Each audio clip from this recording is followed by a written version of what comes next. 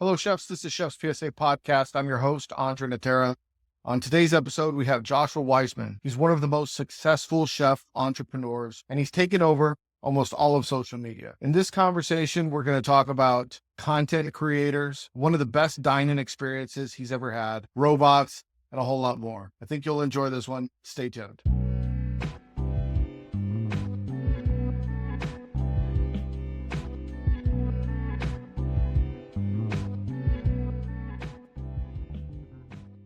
I do a Q&A every Sunday. Okay. So I'll put it like Chef's PSA Q&A. It gives me an opportunity to smoke a cigar and connect with my audience. And I get lots of random questions. A lot of them are repetitive. But this week, I got an interesting question. Someone asked me, what do you think about TikTok chefs? This was my question. I'll tell you what my answer was, and I'm curious for your perspective. My answer to them was, I don't think that they're trying to be chefs. I think they're trying to create content for social media. I don't think they're doing that so they could run restaurants and be chefs. Yeah. Where other people are trying to educate. And I also understand that that's their profession. I can't knock the hustle. I think there's some people, in my opinion as a chef, that do it extremely well, and you can tell they know how to cook. Yeah. There's some people that can cook really well but can't entertain, and there's some people that can't cook for shit but can entertain. Yeah. And then there's the unicorn that could do both, that can cook, could educate, and can entertain. You are the unicorn of unicorns. But that was my answer. I'm curious what your thoughts are. I think you actually said it perfectly. Look, I mean, I think if you're looking at people who make content, yeah, and I don't even know if I fucking hate that term. Yeah. I hate make content. What's a better term? I don't know what a better term is, and I understand that it's like it's a qualifying term. It works. It just sounds gross. Like, where's our creative fun word, you know? But anyway, like people who are making content, which, let's be honest, is the whole fucking world. It's the whole world. Everybody. Whether you are a restaurant, whether you are an OnlyFans girl, whether you run a plant shop, if you're not making content, you are fucked. You're fucked. You are not going to succeed long-term in your business. It is clearly an integral part of the world now. So, but that said, so when it comes to food and content, there are really two classes, right? And then there's the tertiary, which is both, kind of. But there's really two classes. One, and this is 99% or more, 99.9, I don't know, the vast majority. They just want to, like you said, they just are making content. And their sole goal is views, likes, vanity numbers, vanity metrics. That is it. That's it. They're really good at deceiving you into thinking that they use words like passionate about food. They use words like my grandma this. Shut the fuck up. Horse shit. I've heard that fucking story 100 fucking times. Like, no one is going to out passion by telling me a story than like some, 19-year-old line cook that's sweating his dick off, fucking breaking down quail for 6 hours, dude. Like, incomparable, right? So anyway, these people are after like vanity metrics, likes, followers, subs. That's 99%, the majority of them. They're very deceptive. Now, there's a very small percent that are after something else, and I think that would be classified a few things. Education, right? They want to educate, they want to show people, or they do truly love something. Like think of like the barbecue guys on YouTube, like Chuds. I don't know if you know Chuds. No, I don't. He's really cool. He lives in Austin. Honestly, I just, the only reason he's on my mind is I met him and he was super nice, and I was like, oh, sick. And I found his channel, and he basically does a ton of barbecue stuff. It's super niche. It's really specific, and like really only anyone who loves barbecue is going to tune into that. But that's kind of the beauty of it. He just loves the fuck out of it, and he just like dives deep on it, and he shares the wealth of knowledge with people. That's the second class. It's like more like it's really about the love of the craft and teaching people that, or entertaining people with that. And that's like 1% or less. Because now why is there such a disparity? The reason is that the 1% class is so much harder to get views, generate a business, generate an audience, because it seemingly is niche. The only way you can do that is if you have the unicorn. The only way that you can get viewership as one of the other classes, more about where there's real knowledge, there's real meaning behind what's being done. There's a sharing of a breadth of knowledge. Is you kind of have to have both. You have to be able to figure out how to package things, how to entertain. You have to have an insane on-camera presence, but you have to figure out how to package, something like this bread. I brought this bread for them to eat. But I have a big problem with baking bread right now. I've noticed, by the way. I don't know what the fuck's wrong with me. Like, it's basically like, if I don't start now, I'm going to be late. So I just keep doing it. But anyway, like something like this, topic-wise, years ago, was very hard to get someone to get into. But if you could package it right, just like marketing anything, like a fucking shoe or a cell phone or a keyboard or whatever, right? It's how you package it. And so that's kind of where there's this tertiary that's like less than a fraction of a percent that can package, that can teach, that can entertain, all three. And maybe that individual does care about growing a business and viewership too. I care about my metrics. I got 10 million subscribers. I wasn't by fucking accident, I'll tell you that. But I won't like give up the things that I care about for those metrics. Do you see what I mean? Yeah. And so that's why, like, the last thing I'll say is that's why, like, when you look at a lot of these, like, food influencers, yeah, it all kind of looks the same. So I'm not familiar with that term, food influencer. What does that mean? Just for me to understand. It's just another term for someone who makes content about food. Are you talking people that go into restaurants and eat, or are these people that literally anyone who makes content about food? I think it's a derogatory term, really. Yeah. Food influencer. First of all, influencer is already kind of used as a derogatory term. You're not a real person. You're just like making money, like doing silly little whatever the fuck. Sucker shit. Is that yeah, exactly. And so I think food influencer is kind of a demarking note. It's not very nice. Yeah. But like I think whether you're going and tasting at restaurants, whether you're going in and basically content that's like airless. Yeah. But it's done for views. And the thing is it works, right? If, for example, like you'll notice if one restaurant pops off on social, yeah, suddenly there's a ton of videos about it. Why is that? Because everybody wants to go and film a video there to see if their video pops off. Right. That's the whole goal. That's why it's airless, because they're just copying each other to see if they can get views off the back of someone else. Did you see this thing in San Francisco recently? I don't know the name of the chef, but he ended up losing his job because he went off on a food influencer who had gone into the restaurant, and she said some bad things about his burger spot or something, and then he kept responding to her like, basically saying, fuck you. The burger's good. He ended up losing his job, and I thought about that because I did a lot of thinking about that. I understand how the food influencer world works when you're a chef and you need people to come into the restaurant. But it's a symbiotic relationship. It's a two-way street. We need you, you need us. But we existed before the food influencer would come into the restaurant. People were still coming in. It's just a new way to do business. And I often think that people that are getting into that game, sometimes it's a dangerous game to play when you're in it to hurt the business that you're reviewing. Like, sure. It's a dangerous game. And I think at some point, the chefs could, I'm not saying they will, but they could band together and say, hey, like, that influencer is blacklisted. Don't allow them in any restaurant because they're going to trash you. Or they trashed me, so you're playing with fire if they come in. I'm not sure if that's something on your radar, or even if you were aware of that situation, if you had an opinion on it. I think that is less of an issue generally. I've seen it happen, but not at a high enough volume that it's like, oh, okay, guys, this is a problem. I mean, like, what about critics in the LA Times absolutely fucking thrashing restaurants? Yeah. Right? I mean, critics have been doing that for forever, since the critic existed. Right. They used worse terms, actually. I think that people on social are probably more careful because they're afraid of the backlash from the audience. If you trash a local restaurant, you're probably going to get shit on in the comments, and I think they don't want that. So I already think there's enough negative reinforcement to avoid that happening at scale. That said, I do think that to an extent, there's a point of, like, when you're being truthful and trying to give an honest review of something. And I guess it depends on who it is. And what the purpose of what they're making is, right? And that's the problem, though. What majority of these people are making, there is no purpose. They're not thinking about what's my story. They're not thinking about, first of all, many of them don't even have context of the industry or being in a restaurant. So how could they possibly have a emotion around how they deliver their message? Yeah. They're even thinking the word message when they say anything. It's pretty bad. Yeah, I agree. I'm trying to think of this Marco Pierre White quote where it's like, when you realize that you're being judged by people who know less than you do, what is it really worth?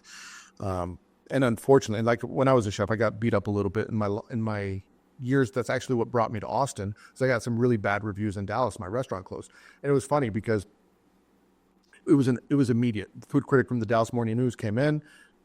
We got a bad review. It was like one day to the next. As the restaurant was empty. The critics back then, they had power. I don't think that they do anymore so much in terms of like newspaper critics or magazine critics. Everyone, I think, is now diverted to the voice that they trust online more so than whether maybe they do work for a newspaper, but I think nowadays they don't. Yeah, it's an interesting relationship, I think, between the food influencer and the chef and the restaurateur. But I think what's really interesting about what you do, I find it fascinating. Here's a story. When did you start on TikTok? I'm just out of curiosity because it's relevant to the story that I'm going to tell you. I mean, TikTok was never a part of my business. I added it on I had already, built my business out, and I had, my production company and employees, and we were, long form YouTube, basically making a television show, still are making a television show on YouTube. The only reason TikTok came into play was because TikTok was popping off and no one in food was on it. And I was like, okay, that could be an easy leveraging point to build upon. So I was like one of the first people on TikTok. 95% of the formatting that's out there, go back and look at when I posted my videos and go look at the formatting. I mean, basically there were, oh God, I don't want to sound like a huge douchebag, but sometimes I'm like, these are all my children. Yeah. Hello, like, son. I'm like, God damn, how many kids do I have? I'm not saying, I mean that like as respectfully as possible, but like, I was like pretty much one of the first, if not the first on there. So, 4 years ago, 3 years ago. Yeah. So this would have been right before COVID. Yeah. One of my, I'm not sure when you left Uchiko. My timeline might be a little off, but maybe this was around 2017, 18. I think it was 19. No, I think it might have been. Honestly, I don't remember anymore. I have no. It's on my Wikipedia page if you guys want to know. Yeah. It says when I left, and that is probably accurate. So one of our food vendors, who was a mutual food vendor for Uchiko, had come and was talking to me in the back, and he's like, "Hey, he mentioned your name? He's like, have you seen this guy on YouTube?" I'm like, "I'm sorry, on TikTok." I was like, what the fuck's TikTok? Like, I didn't know what it was. I was like, what the fuck's a TikTok? Oh, this was back then. I'm like, what? You just heard about it? Yeah. No. This was like 2017, 18. Gotcha. He's like, you gotta go check this out. I was like, what's a TikTok? And so he explained to me, I remember I logged in. I was like, these are like little kids dancing. Like, why the fuck is the chef on here? But that's when I discovered your content. And then that led me to YouTube and everything. Okay, cool. Yeah. I was like, So you started down that funnel. That's interesting. Yeah. That was the first time I ever saw it. I was like, and they're like, no, he worked or was working at Uchiko. And I was like, okay, this is an Austin guy. They're like, yeah, like, fuck, this is kind of cool. So anyway, that's when I discovered your content. I thought it was super unique back then. One of the most interesting videos that you did was this staying up for 24 hours, going back to Uchiko. Yeah, this now you're on YouTube. Yes. Okay, gotcha. Yeah. And so I geek out on a lot of details that I think. I mean, this is really why I started Chef's PSA was I wanted to say like, okay, if you guys don't know how to work in kitchens, like, let me tell you. And when I watched that video, I don't know if you put it in. I'm assuming you put all this stuff in there deliberately, but you didn't talk about it. The tape cutter with the green tape and like cut short, the way you're labeling, the way the delis are all facing forward with the tape in the front, the sense of urgency sign popped up a couple of times on the wall. The way you were organizing your station and prepping, I don't know what it was you were hashing, maybe it was just some herbs or whatever. But I was like, there's so much that you were showing in that video that I geek out about. Like, I could care less about what was on the plate. Like, it was just all the little techniques that I think get slept on. And so I wanted to ask you, and I'm sure it was intentional, but were you intentionally trying to show that stuff for the people that get it, or was that just a part of the montage that was going into? I mean, it was definitely intentional. Yeah.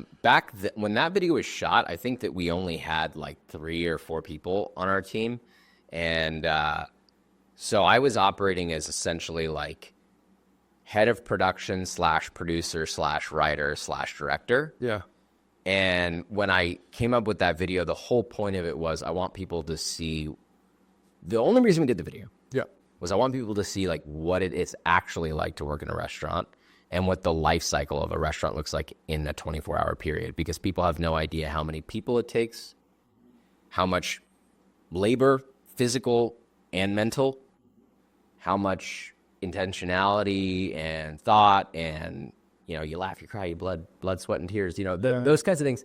And I was like, well, packaging was that, well, what are people interested in? If I go, hey guys, this is how hard it is to work in a restaurant, 99% of the planet's going to be like, I don't give a fuck. Yeah.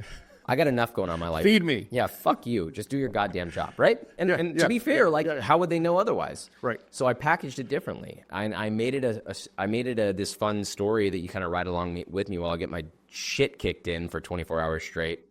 But the effort was really around showing all those things and showing the difficulty and showing some of the chefy stuff. Although I will say there were some shots in there that we probably could have swapped that were more noticeable by the general public. But yes, I did leave some stuff in there for the chefs. Yeah. I left some stuff in there for the people. But I also wanted to show people like, hey, this is, what you see on TV is not what you see. Like, the green tape, the quart containers facing out, the putting away. I don't know if you saw there was an order that came in and we put the order away together and showing that and showing like poking holes in the mushroom bags so that they deflate a little so you can fit more into a Lexan. Those were all the things that I feel like would have been cut. And I was like, well, I have the choice to not cut that, so I want to show it. Yeah, I thought it was great. It was a really well done video. Now, what's interesting about that is you also stayed up for 24 hours. And a lot of people say they could do that. You can't. Like, I used to have really bad insomnia, something I don't talk about often, but when I was a chef, I pushed myself. Sometimes I'd go like on 2 hours of sleep or 3 hours of sleep. And it was stupid of me, but I did that because I wanted to be at work more and more time in the kitchen. And what I realized for me was I couldn't turn it off. Like, it was one thing to say, like, I want to have a little bit of sleep. But finally, when I was like, I could sleep, like tonight I could get 8 hours, I couldn't. I was still 2. And I know it took me a long time to undo the insomnia. But some weird things start to happen for people that don't know when you haven't slept. Like for me, like I would see people out of the corner of my eye that weren't there. Just your brain starts playing tricks on you. I would start to get nauseous if I was up for too many hours straight. Did you experience any of, besides being tired, but did you experience any of the symptoms that come with insomnia after being up for usually over 20 hours? Not really, no. Unfortunately, I sleep really well. I don't really have that problem. But I felt not good. I was, I wouldn't even say tired. I was extremely fatigued. And your brain definitely does stop working properly. Yeah.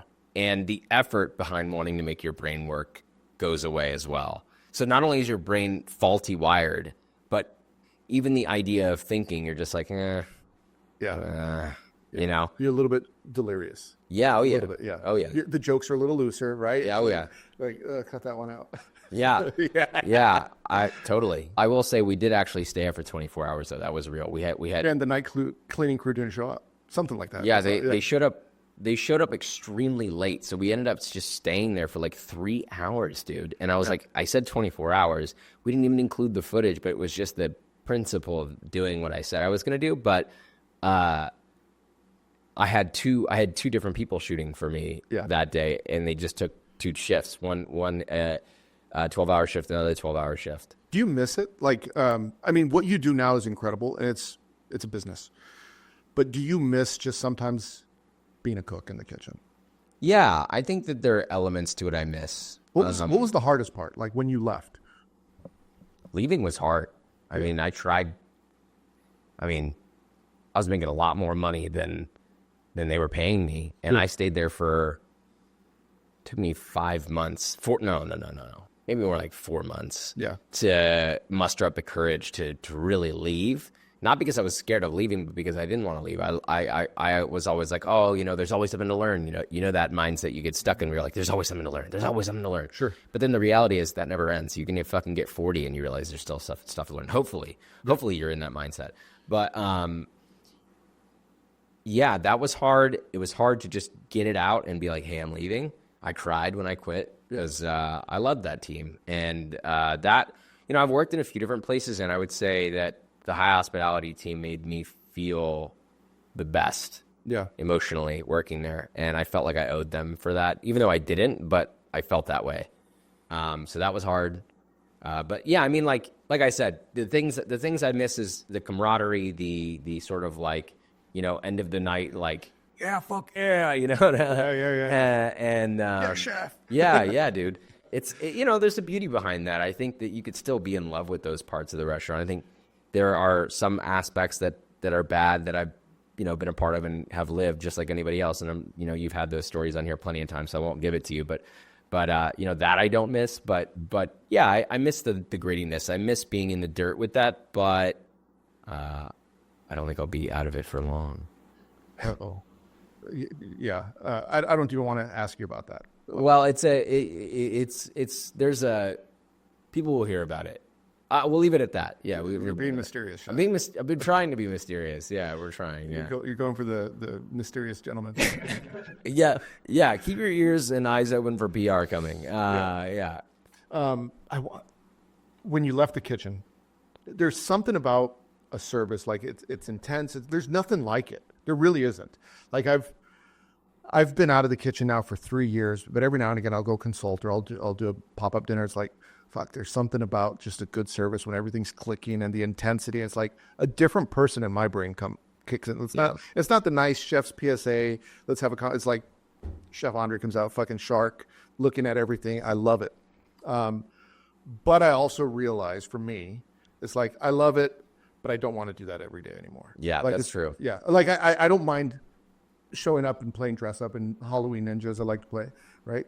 Like I'll dress up for Halloween every now and again and do it, but it's just once a year, twice a year. Like I don't miss it that much. So it's kind of like the difference between like cooking at home and cooking in a restaurant, right? So when you're cooking at home, you're kind of like chilling, it's like, fuck that up, whatever, put it in the pot, fuck it, right? Right. But when you're in a restaurant, the fun aspect is when you get into that flow state, and it's just that extra layer of, I don't even know what word I want to use, like that the flick of the wrist, the what's the term I'm looking for? Like making it nice, making it like the soigné. Yeah, the soigné. That's the word I wanted to use, but I was like, oh, do we know this word here? The soigné. It's like the way you baste and like the movement in your body and like all that. When you get into the flow state and you got like, whatever is on order, you got 6 duck breasts, and you know exactly how. Right. You got all your plate markers right here, and you got all your mies here, and you're fucking in it, and your pickles are already over here, and they're on the fucking towelette, and they're dry, and they're ready to go, and the duck is about to come off, and you fucking scored that shit perfect, and you're looking at it, and you're like, God damn.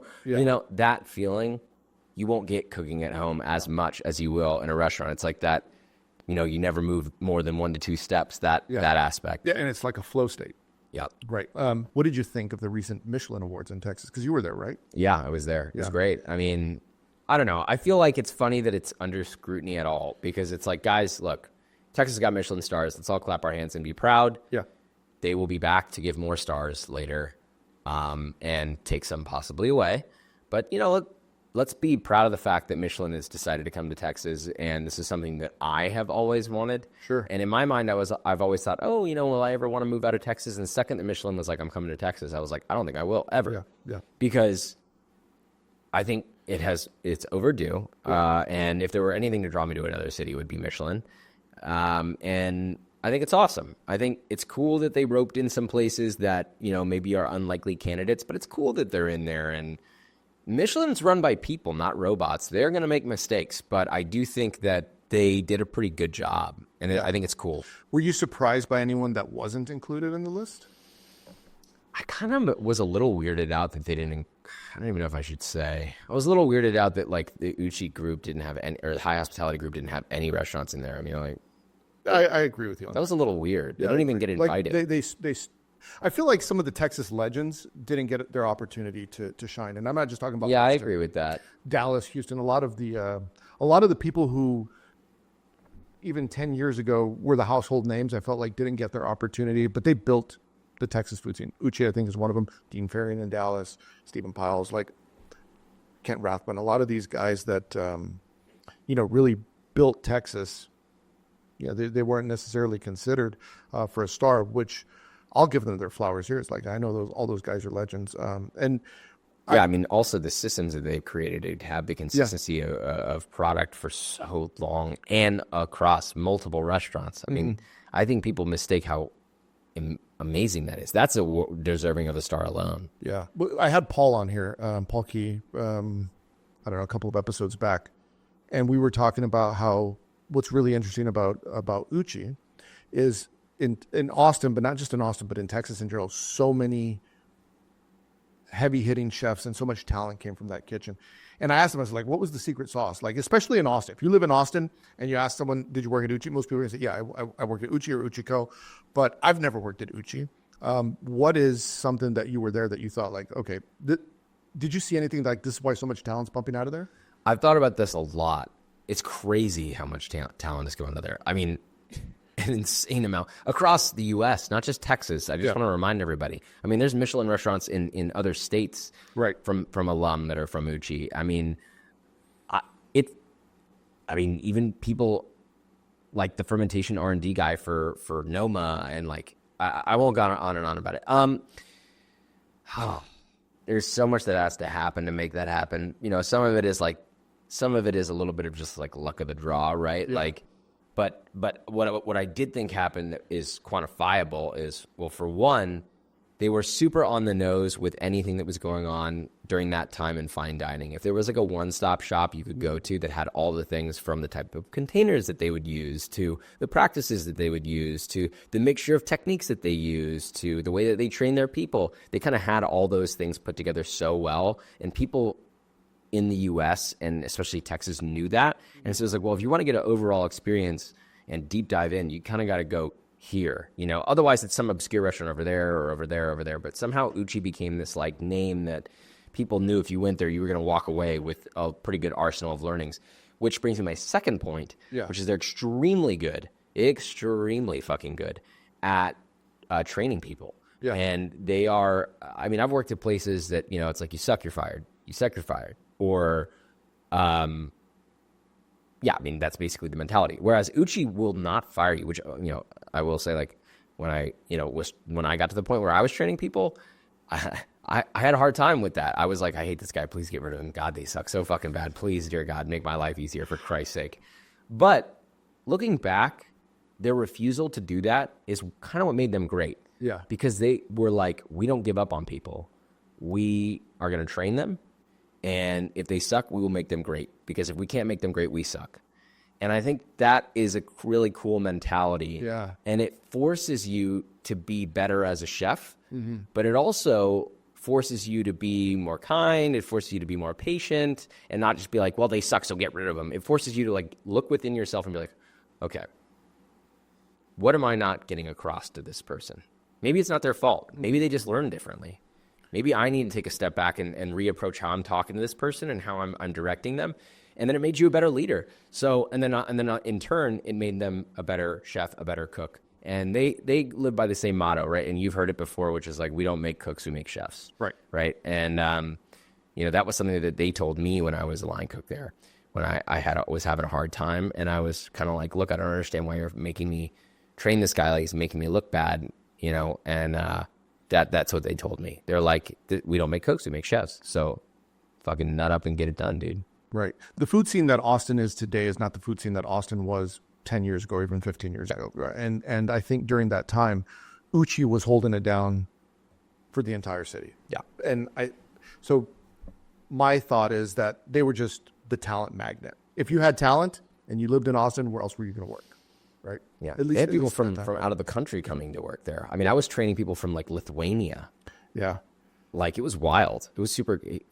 There was a guy there. I don't mind saying, I only have good stuff to say about him, but he was a sweetie pie. Like, I loved this dude. And if you're watching, you know who you are. But God, it was so cool to be exposed to people like that, because they had all sorts of different opinions, and it was cool. So recently, I saw a video that you put up where you ate at Alchemist. Yeah. I've never been, but I mean, it looks crazy, right? 7 hours. You said it was one of the best dining experiences you've had? Yeah. Yeah. I mean that. Yeah.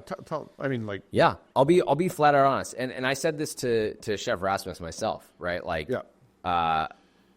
first of all, that dude is way more than a chef. He cares a lot about. A lot of chefs like to talk about how they care about the environment and they care about farms. It's a fucking goddamn marketing ploy, bullshit, fucking lie. Yeah. You know, it's a lie.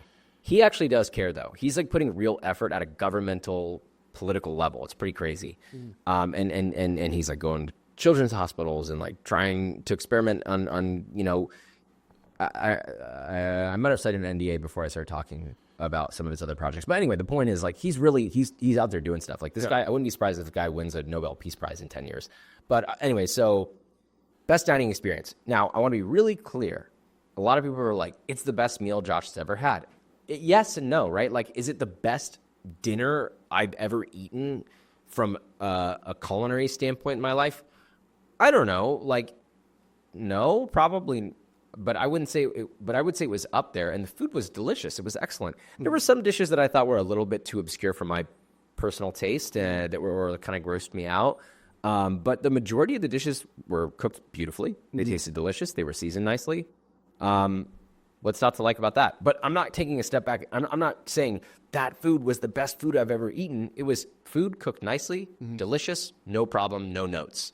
But what made that dinner so special and made it the best dining experience was that it was so, I mean, first of all, 7 hours is a big ask. Yeah, it's a long time. He's doing something that no one else, I don't think, can or ever will do again. When you walk in and you see the size and the stature of this place from an architectural standpoint, I'm just like, how the fuck did they pay for this? Who is paying for this shit? By the way. Well, if you did this restaurant in New York, it would be a $30 to $40 million restaurant. Yeah. That's not even an exaggeration. It would cost you probably $30 or $40 million.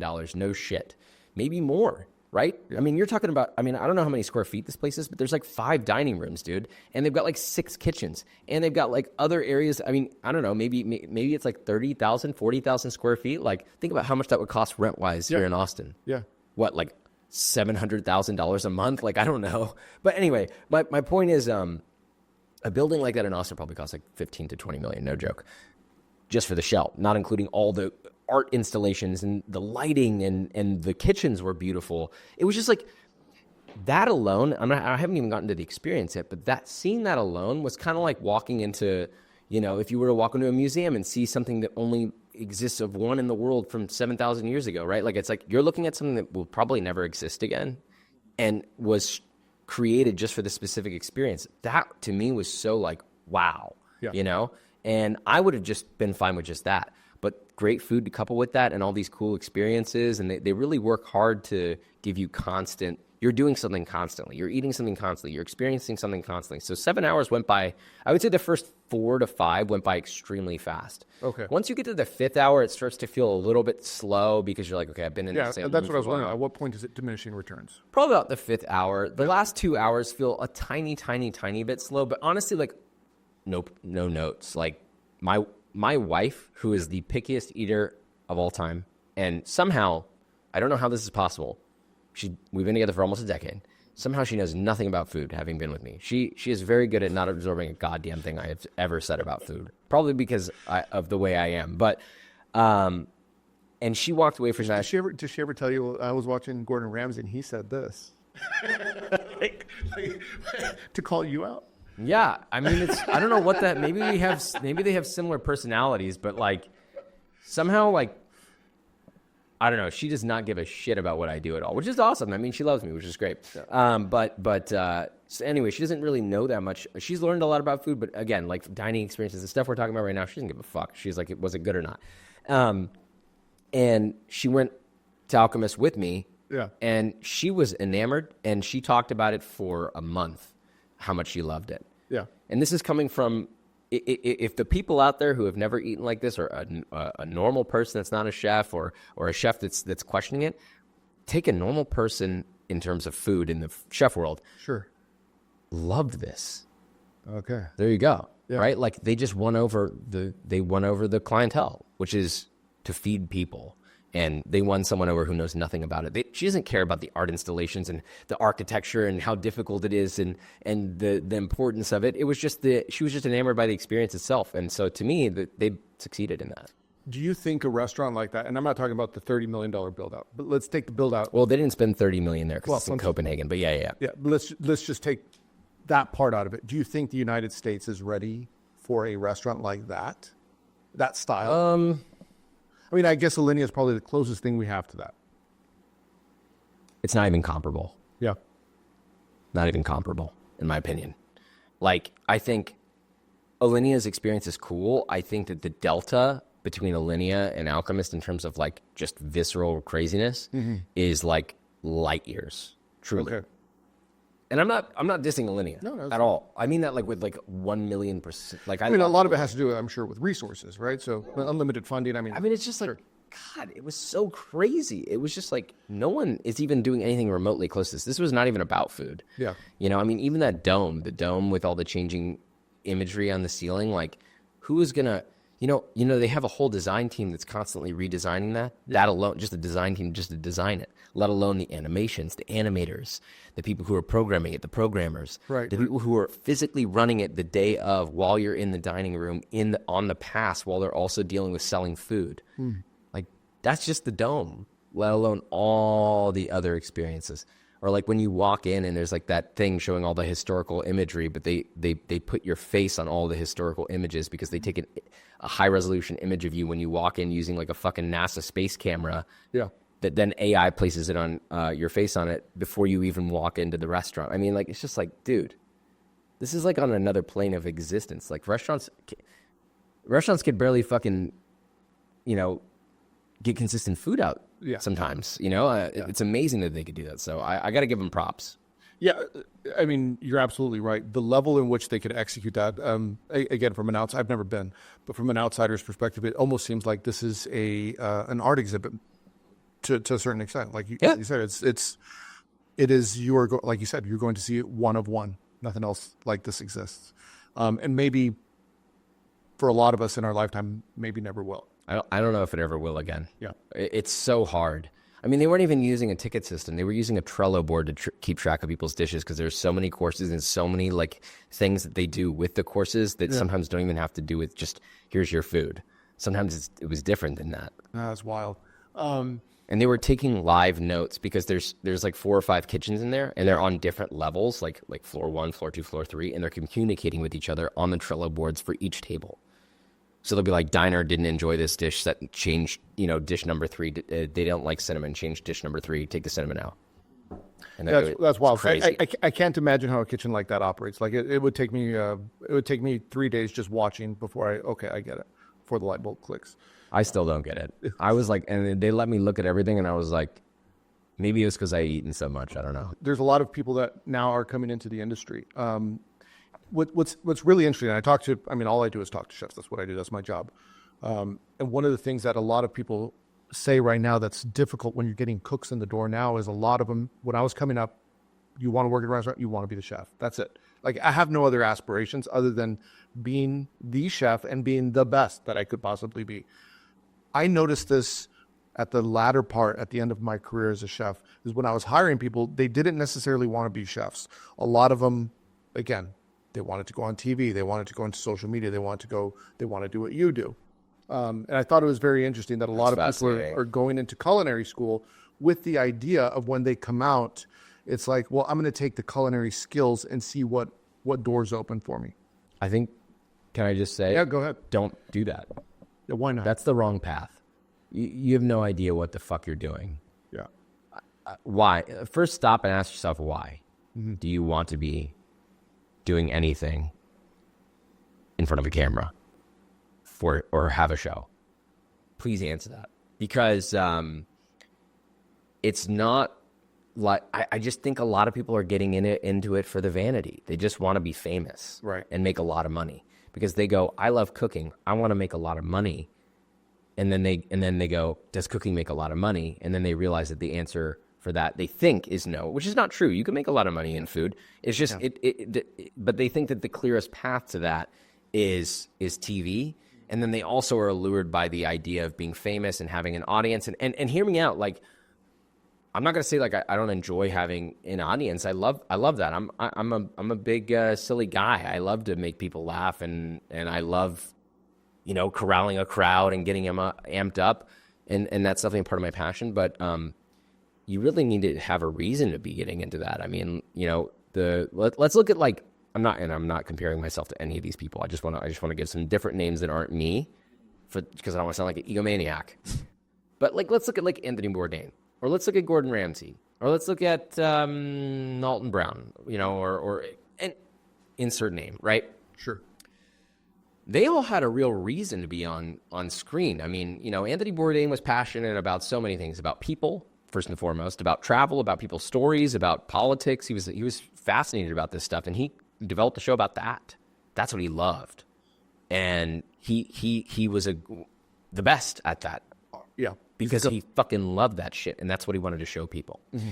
Or Alton Brown, he was like such a nerd about all these like sciencey things. And so, anyway, point is, they had a reason to be on screen, and they wanted to send a message. They wanted to tell a message. They wanted to tell their story. They wanted to make a show for whatever reason.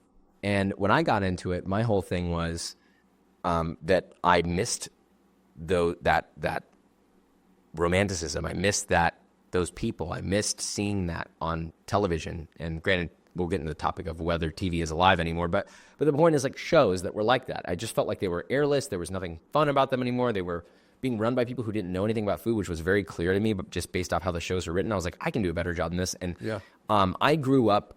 My dad was a executive editor for movies when I was a kid, and you know, eventually he had retired. And like, you know, I won't give too much details, but you know, my family had like a lot of like economical struggles, and because there was like the economy crash and all this shit, and like basically my whole life changed, right? But without diving too deep into that, the point is, I grew up in an environment that loved entertainment. My brother, documentaries. He built a production company around, you know, filmmaking. So I have this food part of me where I grew up, where my mom loved cooking and taught me how to cook, and I fell in love with it. And I had this other passion, which was entertainment. And that's just who I am. And so I just was like, these two things that I love, I'm watching fall apart as in unison, which is the cooking show world. And I was like, I want to go in there, and I believe I can provide value in these areas because I care about this industry, and so on and so forth. So anyway, I'm just giving you an example of like why I went into it. Is I didn't go in because I gave a fuck about any of those details. I only cared about making something that was going to bring back life to that space, because I cared about that space. And I think that most people don't care about that, and I understand why. And if you don't, stay the fuck away from going that route.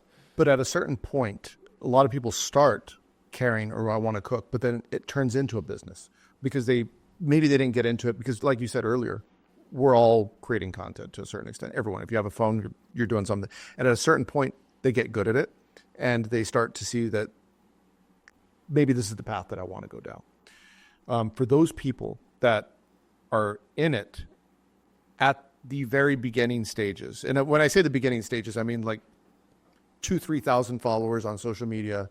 And it's like, okay, maybe I want to do this full time, and they want to dedicate their lives to this. What sort of guidance would you give those people if there's no talking them out of it? I'll say one last thing before I get into Sure. that. But I do feel that the space is really oversaturated with meaningless bullshit, and that 99% of them are going to go away in the next couple of years. And if you don't want to be that person, then you better get really fucking clear on what you want to give to the space. What are you? Who are you? And how are you going to help the space? Right. Don't come in there thinking about how much you're going to take and what you want out of it. Make sure that when you're coming in for the right reason. So that's number one. Number two, I would say that adjust your expectations of how much you think you're going to work. Mm-hmm. You're going to work a lot more than you think you are. And if you can work restaurant hours for years, then you might be okay. But if you think you're going to gas out on restaurant hours, because the hours on this shit are arguably worse. Right. They're arguably worse. And you probably work 7 days a week. You're probably always working. That's all you do. Yeah. Yeah. And I have a company with multiple people that work for me, and I'm still working that much. Yeah. You know, there's a lot of things I can't even offload yet. You know, I used to do this by myself, and let me paint a picture. I used to do this completely by myself. Mm-hmm. What has replaced me is 5 editors, head of production, a director, a vice president, a post-production manager, an executive assistant who helps with all my stuff, shooters, like people who hold the camera, additional editors, backup editors, thumbnail artists, SEO people, web people, designers. I used to do that shit by myself. Right. So you can imagine how many hours that took. And then even then, I still sometimes like, fuck, we're short-staffed. Right. So at what point, going back, at what point when you were building this, at what point did you say, okay, I need to add, I can't do this by myself? From the beginning, I wanted to build. Well, I agree with you. Like, I want to hire all the people that you have on your team, but I also realize that I can't, right? So there's a certain point where you say, okay, I want all this help, but I can't do without the help at this point. Mm. I feel like immediately you feel that way when you start doing it. I'm sure you did too. Yeah. Like when you start realizing how much you have to learn and how much you have to do, you start to go, oh, this is why there are companies that do this stuff. You'll figure out what you'll need.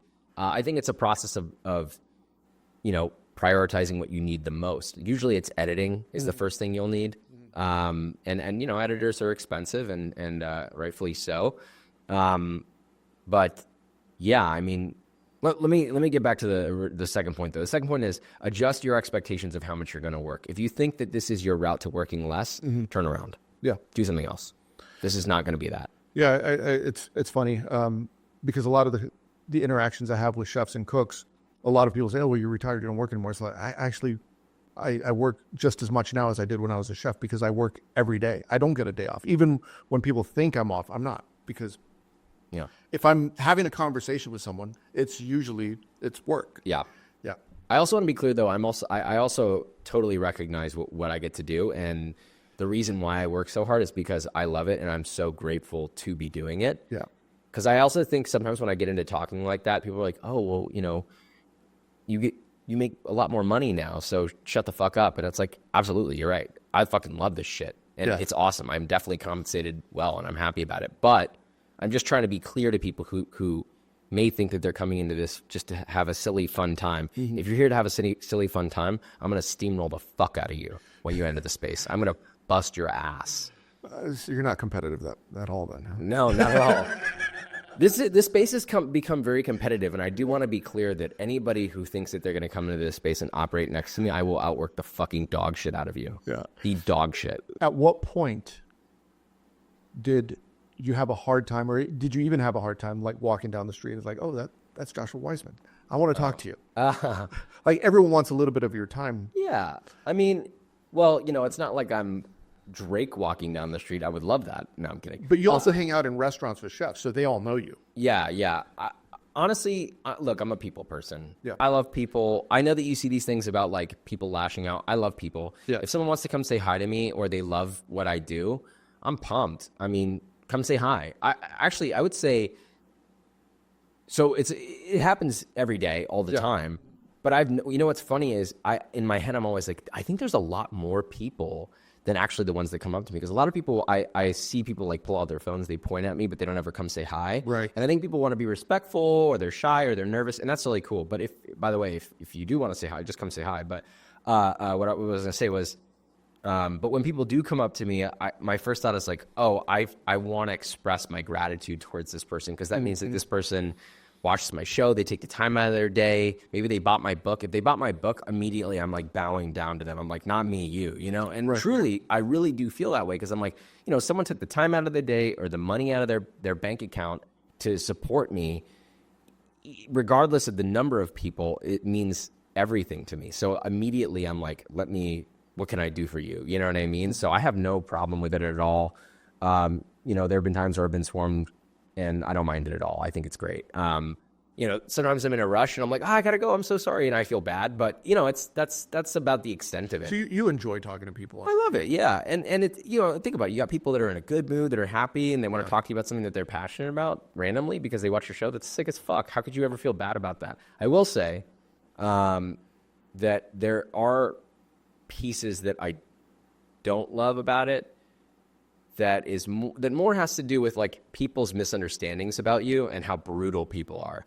Yeah, you know, I've just learned how to stop looking at comments, because I used to always go to the comment section for ideas, or, you know, I'm good with like constructive criticism, but I think that we're in a time that is more negative than ever before.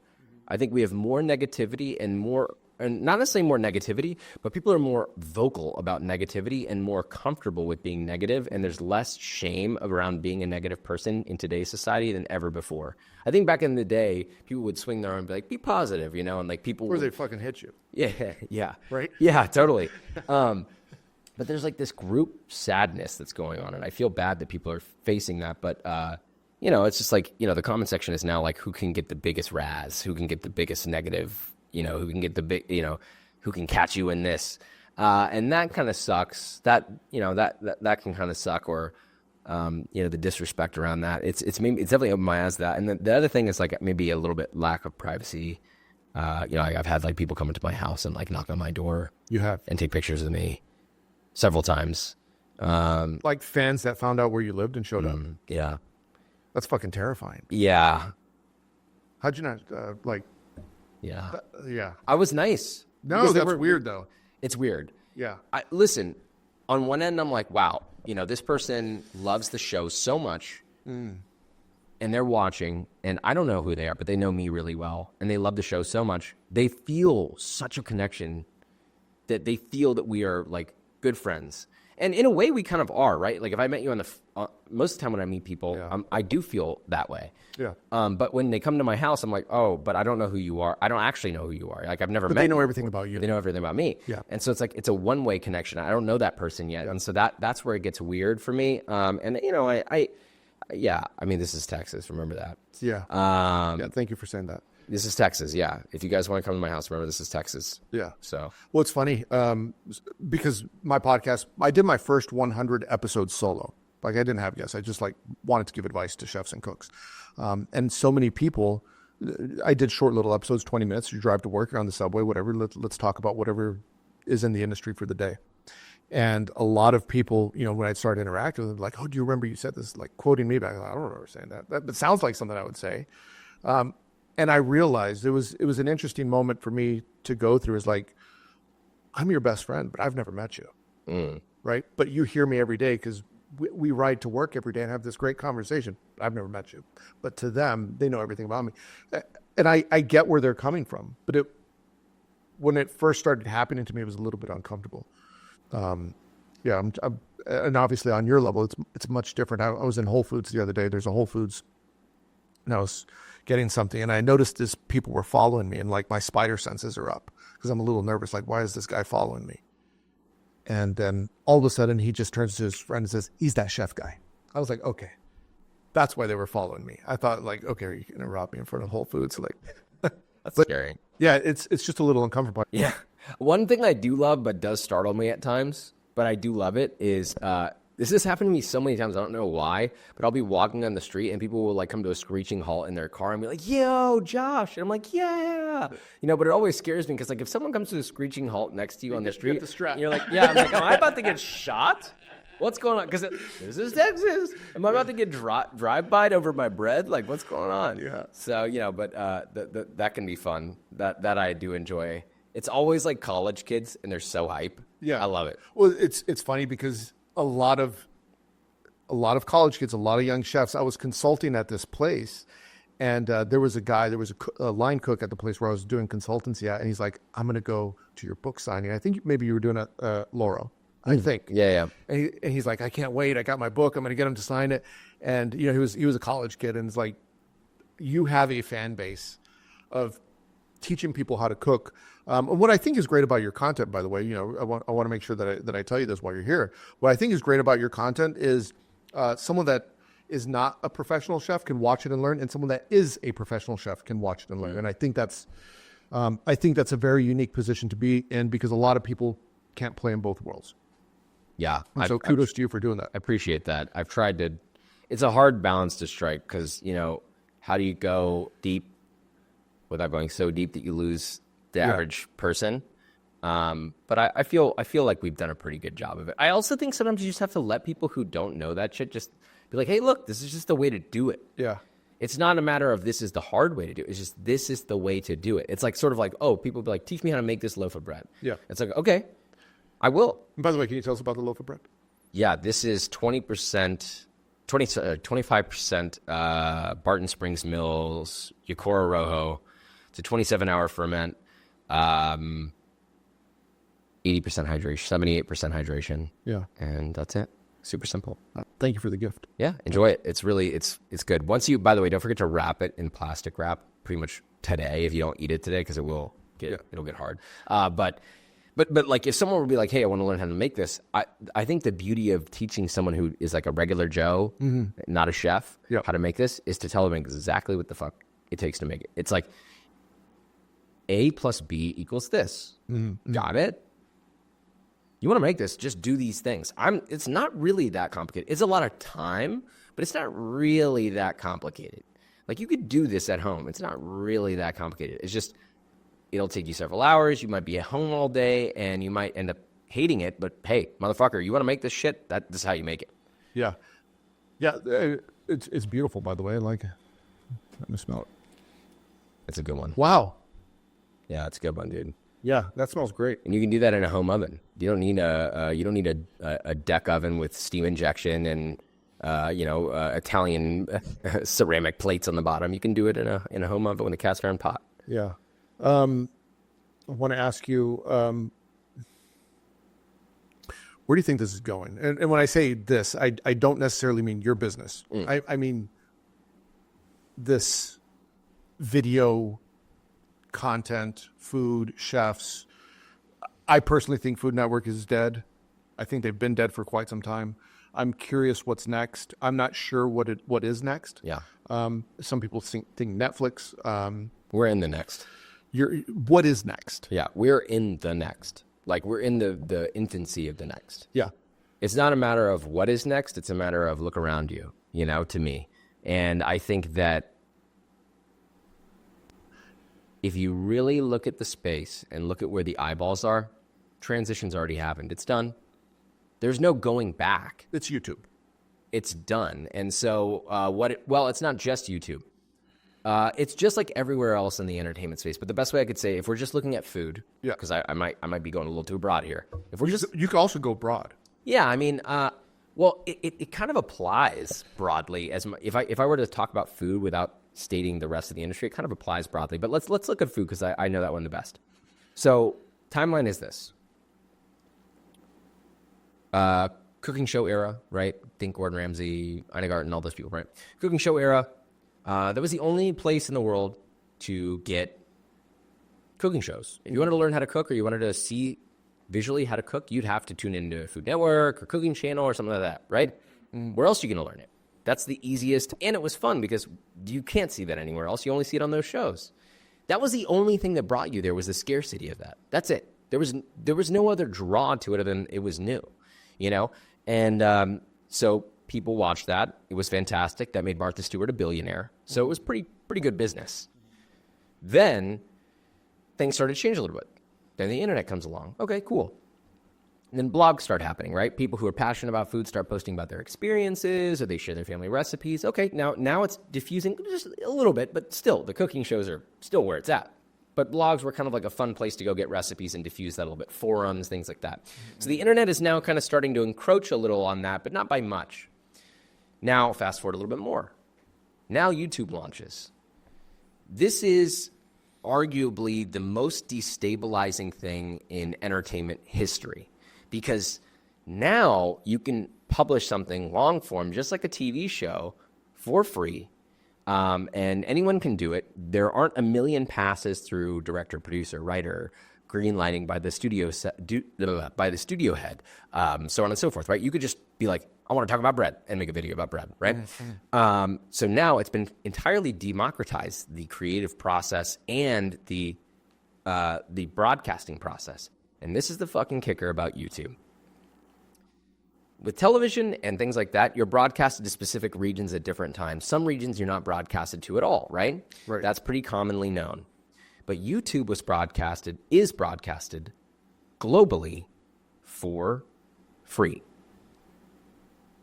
That was like No, that wasn't the nail in the coffin. That was like the fucking bullet in the gun. You know, that was Old Yeller in the back. People just didn't know it yet. So slowly people, you know, it's like, oh, it's YouTube, it's whatever. Anyway, fast forward again. Now people are starting to transition, and there's all this stuff being made on YouTube that's kind of surpassing the greatness and the knowledge on all these other shows. Yeah. Now the eyeballs have shifted over there a little more, a little more, a little more, a little more, a little more. Now it's diffused between TikTok, YouTube, social media, blogs. Everything is completely transitioned to where it's easily the most easiest accessible for the public. So now instead of having to wait for episode 2 on your favorite cooking show to come out, you can just Google exactly what you want, when you want it, give it to yourself instantly, and be done with it. So why would you ever go back? You can't. It's done. And so the end title to my thesis is, we are in it now. This is just the beginning. Now it's a matter of where will the attention go and why? And right now, I don't see the attention really going anywhere else unless there's substantial more value added to where they're going. And frankly, I don't know what that is yet. But to me, we're in such an infancy that now it's all about this growing and this becoming bigger and the rest of the world figuring that out. The rest of the world needs to catch up to what's already happened. The advertisers, the brands, the companies, the studio heads, the studio execs, etc., all of them just need to catch up on what's going on and just be like, this is the new thing now. Yeah. Let me ask you this, because I find it interesting in my world. I deal with this a lot, and I'm sure you do as well, is that I've noticed that advertising and brand deals and things like this are, in my world, are a little slow to accept social media because they want to, I mean, I hate to say they're an hourly employee that has a boss that has a boss. And it's almost like they're afraid, and they don't realize that print to a certain extent or TV's dead. Yeah, the beauty of that statement is that they don't get to make that decision. Yeah. The market will make the decision. The only time the companies and businesses will start making decisions like that is when they realize they're losing enough money. Yeah.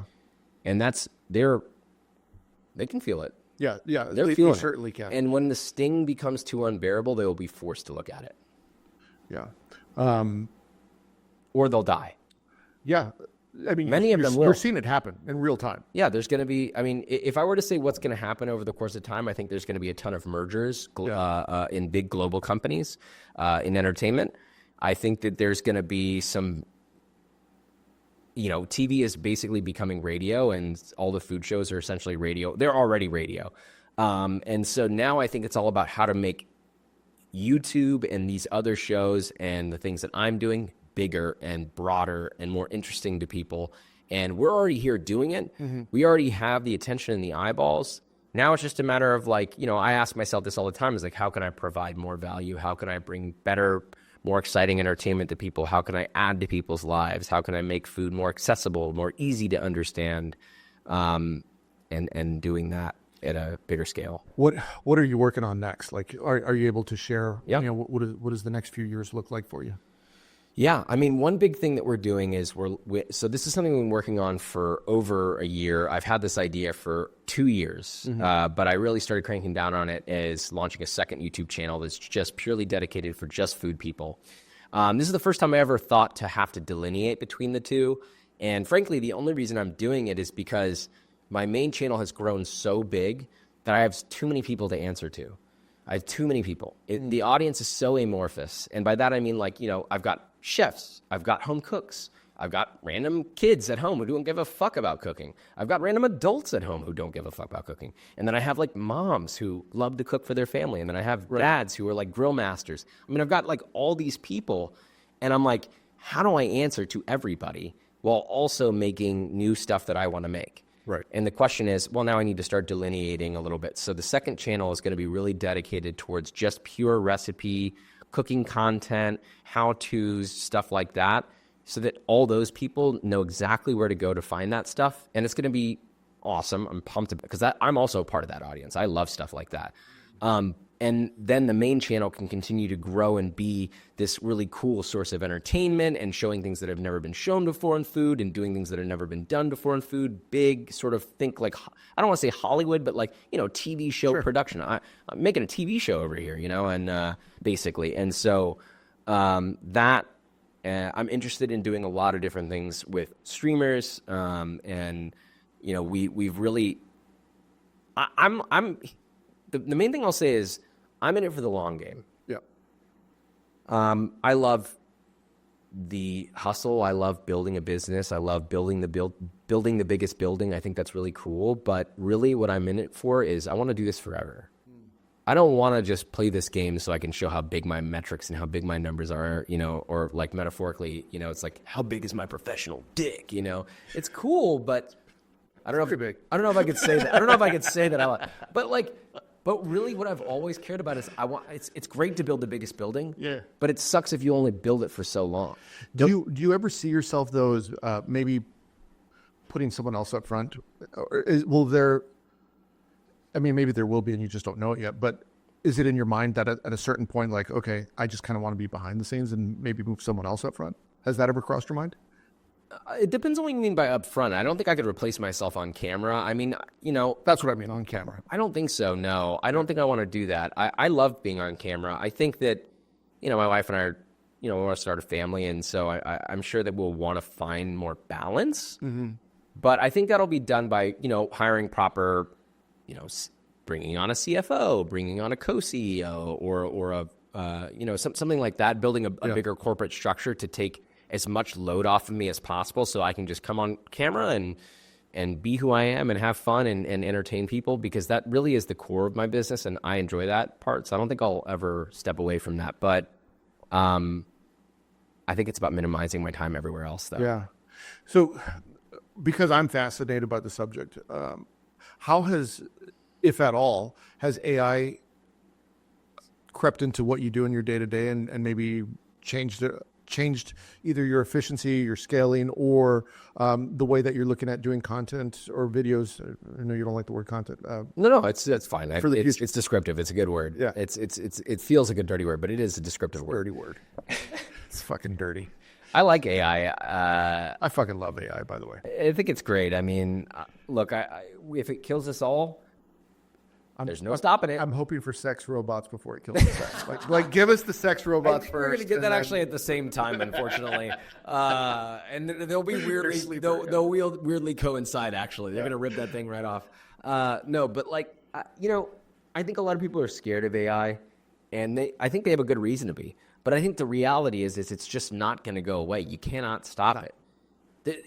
It's too late. So, you kind of... That's the way I feel about it. So I'm like, well, let me just use it while I can before my head gets blown up by some robot. So, while I'm in, I guess for us, we use it for anything to expedite processes. We use it to, I'm not great at writing like professional emails because I don't have enough time to sit down and map out all the words I want to say. And I send out a lot of... People would be surprised how much of an operator I am as a business owner. I'm not just like, goo goo gaga in front of a fucking camera. I'm operating my business. I'm creating systems and structures in my business all the time. I'm still doing that. Mm-hmm. But like writing out a big long email with all that, usually there's like someone's whole job is basically doing that. So I would use AI to write that kind of stuff, and I'll prompt it with like, these are all the things, these are all the notes that I've written on it, this is how I need it to look, please write a formal email around this or whatever, right? And it'll build out a whole thing, I'll edit it and send it, stuff like that. Yeah. So it's kind of like an assistant. We use it for mocking up imagery. I use it to visualize things for my team. If my description's not making sense, I'll be like, it looks kind of like this. This is the kind of thing I'm looking for. Mm-hmm. But do you use it for video at all? Like Sora? I saw one yesterday. It was by ByteDance, so the TikTok company. They put out their new AI video, but the people were talking, and so it was cloning the voice, it was moving the mouth in sync with what they were saying, and it looked, pretty close to real. I don't know if you've seen that, but have you experimented with using that, or is that even something that you're even thinking about, or would want to do? Maybe not. I don't know. I like being in front of a camera. Yeah. So I guess the question is like, how is it helping me? If it's going to help me provide more value and in a way that's not problematic, then maybe we'll look into using it. I think we're always smelling and making, keeping our eyes on it. But as of right now, we're not using that. But we may in the future. I don't want to say never say never. I don't want to say no because it's like, right, never say never. But I do feel like a little weird about that. But like I said, if there's a world where I'm like, hey, I'm in Wyoming and we need this VO bit and I don't have my microphone and we need me on camera, can we AI that? If we could, that would save us loads of time and everyone would be happier to have that in the video.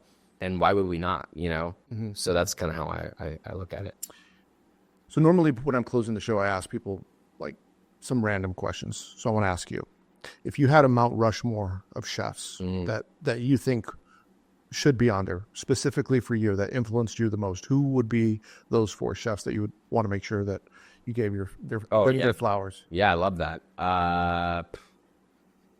Gordon Ramsay. Why Gordon Ramsay? Just curious. I think Gordon Ramsay is like a jack of all trades. I mean, he's probably the only person with as much like entertainment presence that has actually been a practitioner for years in restaurants. And people forget that. Yeah, I mean, he's legit. He's legit as fuck. Yeah. And he still continues to run several hold multi-Michelin stars across multiple restaurants. I mean, it's not easy to do. I mean, it's pretty incredible. I mean, this guy's a one of a kind.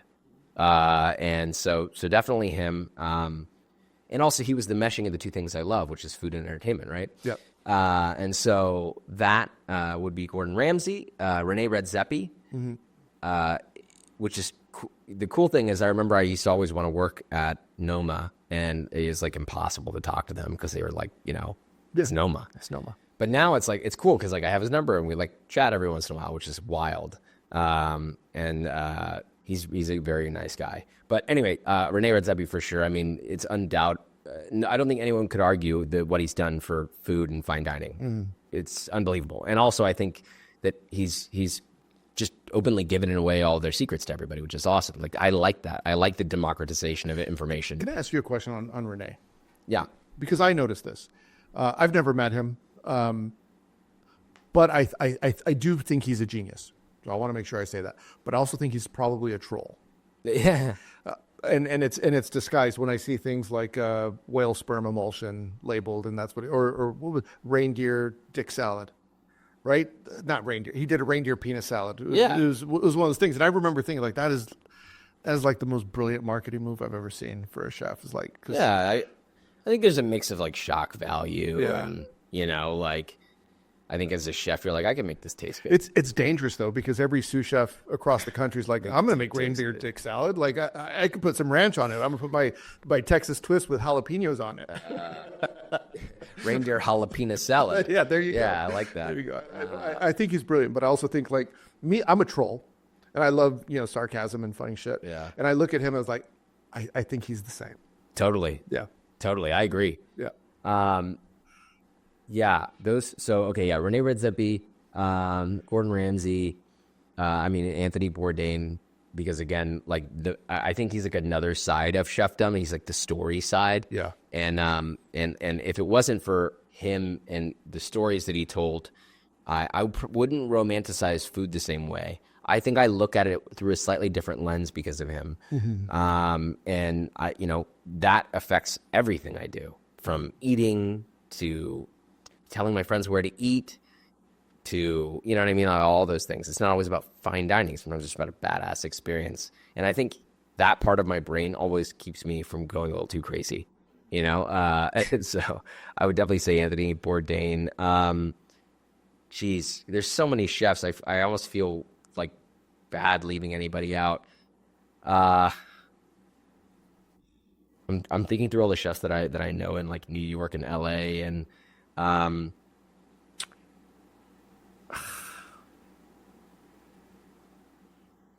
would say Eric Ripert. Again, like similarly to Gordon Ramsay, but not in the entertainment space. So I love his personality, but also like he's such a G. I mean, everything he's created has been really powerful. And so many classic dishes from him. I think that he's brought French cooking to the forefront in a really big way, and also shown people, again, the secret's like democratization of information. See, what is that, 4? I got one more. Oh God.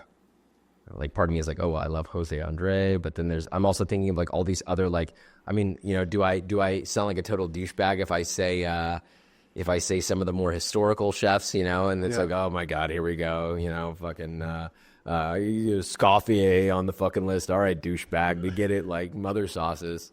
I don't know. I don't know enough about Escoffier at large to put him on the list. I would say Jose Andre because of what he does for the industry. So I've got living chefs, except for Anthony. Most of them are living, and most of them are still affecting the world today. And honestly, Anthony Bourdain, I would argue, affects the world today equally as much as these guys, even you know, obviously having passed. It's pretty incredible how much of an impact he had too. So, yeah, I feel good with that list. If you had a chef's PSA out there that you would tell cooks either stop doing this or start doing this or both, what advice would you give to cooks out there, professional cooks? Don't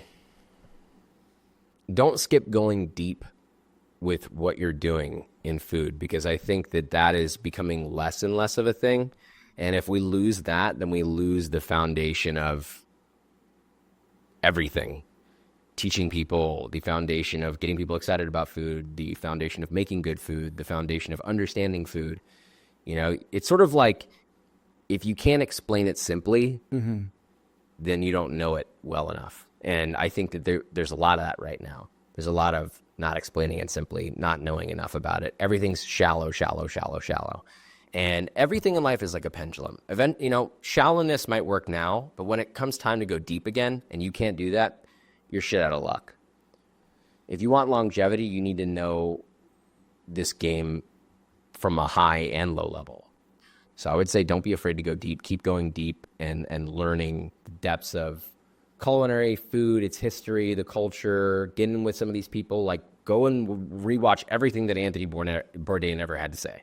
And that'll probably fast track you on some of the stuff that's important so that you know what to focus on. But yeah, I mean, I think that's something that we're going to lose in the future if we don't start saying that more. You know what I mean? Everyone's looking for the shortcut. Don't look for the shortcut. Well, congratulations on all the success. I would normally ask people, like, where can they find you? But you'll find them. Yes, I'll find you. You'll find them. All right, Chef. Good seeing you, man. Good to see you too, man. Thank you. Thank you for having me. You're welcome. Well, I hope you enjoyed the show. You know what to do if you're watching on YouTube. Hit the like and subscribe button. If you're listening on Spotify or Apple, make sure you leave 5 stars. Nothing less than 5 stars. Go to chefspsa.com where you can check out everything that we're doing. And if you want early access to episodes, you could sign up and become a premium member on Spotify and Substack. We'll see you next week. Hit the porno music. No André in the kitchen, mixing, dropping chef knowledge, no fiction. Stirring up the beats, heating up the session. Listen close, class is in session.